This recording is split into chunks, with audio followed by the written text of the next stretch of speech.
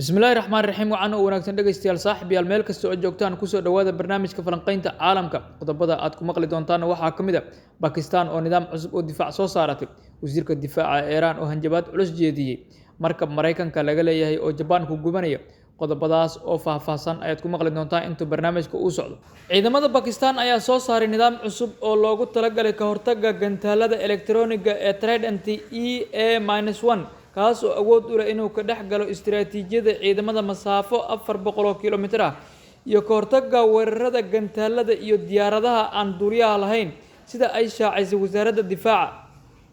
markab dagaal oo Mareykanka uu leeyahay ayaa ku gubanaya xeebaha Okinawa ee dalka Japan iyada oo muuqaalo la soo bandhigay laga arkay doonyaha dabdamiska ee Japan oo isku dayay inay damiyaan lama sheegan waxa dhaliyay dabka iyo khasaaraha uu geystay wakaaladda wararka ee Reuters ayaa ku warantay inuu Mareykanka fadeexad kala kulmay isku day uu ku doonayay inuu ku tartamo Shiinaha oo uu ku dhiso doonyaha iswada ee awood u leh inay fuliyaan weerarada lagu qarxin karo maraakiibta dagaalka balse tijaabooyinkii mashruucan ayaa guul dareysatay sabab la xiriirta hoos u dhac ku yimid tiknoolajiyada lagu maamulo doonyahan waxaana ka dhalatay sargaalkii mashruucan gacanta ku hayay in shaqadii laga saaro